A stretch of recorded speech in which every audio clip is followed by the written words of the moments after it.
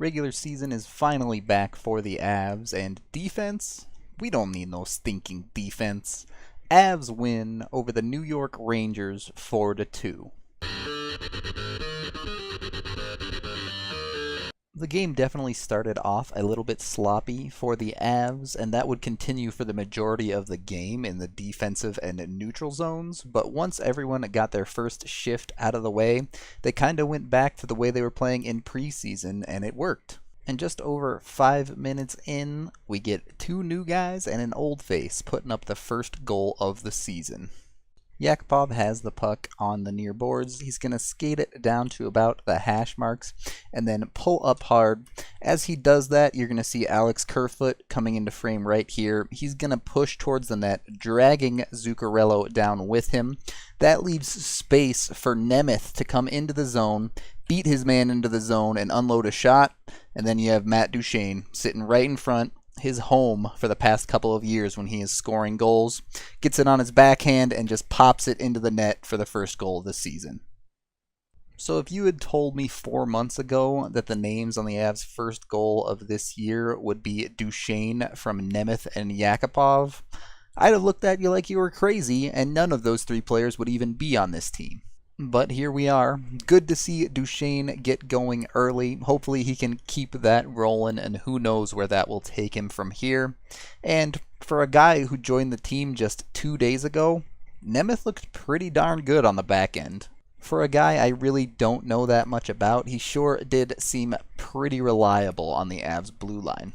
So the Avs go up 1-0, but not 6 seconds after the goal was scored, Nieto ends up taking a penalty, and that would really set the trend for him this game. He would end up taking 2 more penalties throughout the game, and just overall did not have a good night. Luckily, the Avs would manage to kill this one, and a few minutes later they would get a chance of their own, and to the surprise of many, they actually get things on the power play started off on the right foot. This is a pretty one. Landeskog's going to send the puck up the boards. Rantanen's going to let it go past to Barrie. Once Barrie gets it, he's going to slow play it. The forward is going to come out to try and pressure him. He's going to pump fake a pass back down to Rantanen and then actually end up going across ice over to McKinnon. Once he does that, McKinnon hits a perfect seam pass across to Rantanen, and Rantanen doesn't miss from there. 2 things compared to last year's power play here. First, the Avs are trying to make those cross-ice passes. Instead of getting stuck in an endless cycle, they're actually stretching the defense a little bit and making it hard for them to defend. And number 2, Rantanen was ready to shoot. We weren't sitting around, everyone passing the puck, no one wanting to pull the trigger. As soon as Rantanen knew it was coming to him, he was ready to put it in the back of the net. So a hot start for the Avs offense, and everything's looking good, but then that sloppiness on defense would start to come into play. It became apparent pretty quickly that the Avs were losing coverage in the neutral zone, leading to a lot of odd man rushes for the New York Rangers. Thankfully, we had Varley back there, so he was keeping them at bay. And then with 4 minutes left in the period, Nieto takes his second penalty. And on the ensuing penalty kill, we see the other major problem for the Avs defense tonight, and it ends up costing them. A one-time shot from Shattenkirk is going to come from the point. It's going to find its way through a ton of bodies in front, and Varlamov is going to do a great job to scramble and keep the puck out. It then bounces out to McKinnon right in front, and he has plenty of time to get himself set and clear this puck. Really, he needs to clear this 99 out of 100 times. Unfortunately, he puts it on his backhand and shoots it right up the center of the ice, on the ice, and it doesn't get out, landing right on Shattenkirk's stick. From there, there's no way Varley can recover on the back door, and it's an easy goal for Zibanejad. Alright, so you took a penalty, and a bad turnover resulted in you giving up a goal. Mistakes happen, not that big a deal here. 3 minutes left in the period, let's see if we can't get out of it. And then, Chris Bigra, come on down, the first post of the regular season. So the Avs miss on a scoring chance, and you know what that means. The Rangers are going to start pushing hard. Avs end up taking a penalty, and what's that? They're going to make the exact same mistake again. Great. Mironov ends up taking a penalty with 40 seconds left in the period. Now with less than 20 seconds, the puck is bouncing into the Avs zone. You have Nemeth coming to challenge here. He's going to take a hack at the puck but can't manage to get it out. And from there, the issues for the Avs with the puck are just going to continue. Next up, you have Nieto coming in. Right here, he's going to get it 2 tries. First, he's going to take a hack at it. The second time, he's clearly going to have the puck on his stick, and he's just going to shoot it right into the defenseman's stick, failing to clear. Then a 4th try here. The puck comes right back to Nemeth. He gets it clearly on his stick, but doesn't realize there's a man behind him who comes in and poke checks him cleanly. From there, a couple of passes for New York, and the puck ends up in the corner where the Avs will lose a puck battle, and everyone seems to just forget about Zibanejad in the near circle, and he just gets to set up and unleash a one-timer, which puts his second of the night behind Varley. Clearing the puck for the Avs has been a problem long before the abyss that was the last season. Having issues like that, giving up 3rd, 4th, 5th chances is just a strain on everyone, and eventually your defense is just going to break down when you do that. With that said, it could have been a lot worse, and with the team being where it is this year, I'm not going to be surprised if we do have a lot of defensive errors. As long as they can keep up some of that offensive potency, and it's exciting to watch, I'm happy. So we take the tie into intermission, and we come out in the second, and it looks like we have some pretty good hop in our step. We even get a power play. Don't manage to score. The first unit honestly didn't look very good in that one, but the second unit looked okay. They were moving the puck well and looking to get good chances, just didn't manage to connect on one this time. After the failed power play, things started to get really weird in this period. For about 4 or 5 minutes, it was really slow, with neither team really getting any opportunities at all. And then 8 minutes into the period, we get kind of a penalty situation where Compher and Nash kind of get tangled up together. Both of them ended up getting slashing penalties, but Landeskog, as the captain, also jumped in to defend the young guy in Compher. He ended up taking a penalty as well, so the Rangers get a power play out of it. The Avs do manage to kill the penalty, and shortly after they get a power play of their own, but the refs really started to get a little whistle happy here.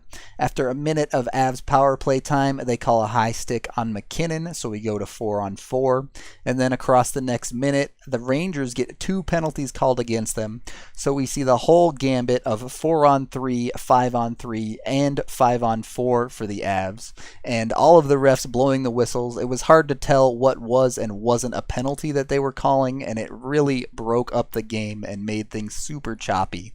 It was just a really weird period. To make things even stranger, during this weird sequence of power plays for the Avalanche, they gave up about 4 odd-man rushes to the New York Rangers.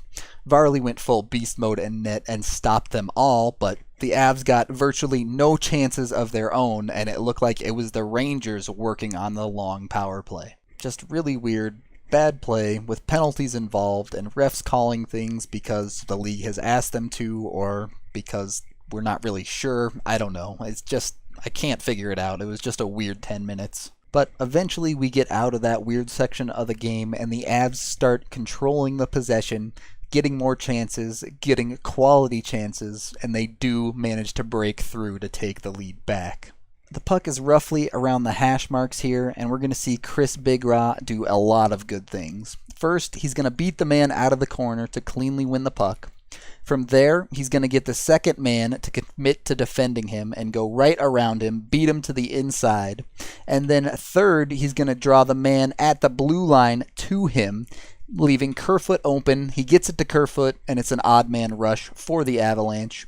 From here, we have 4 wide for a 4-on-2. Kerfoot with the puck coming up the near side boards. Yakupov burning right down the middle, and Duchesne on the wide side.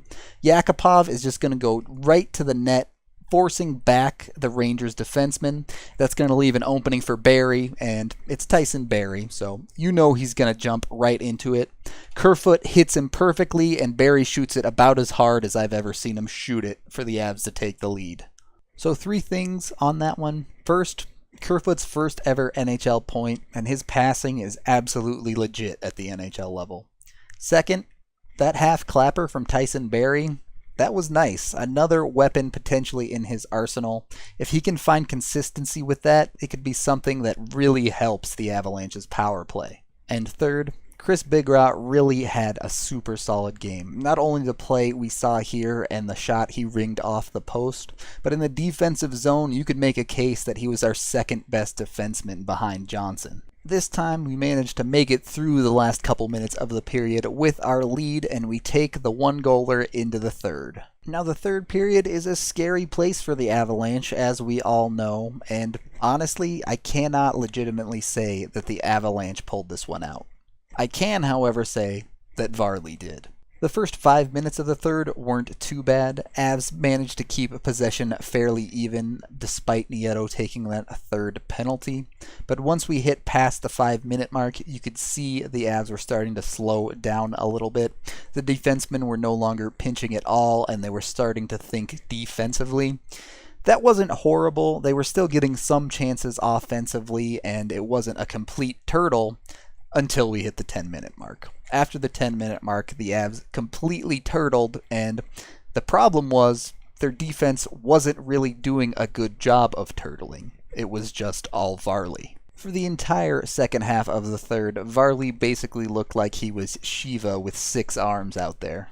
Pad saves, blocker saves, glove saves, he just could not be beat tonight.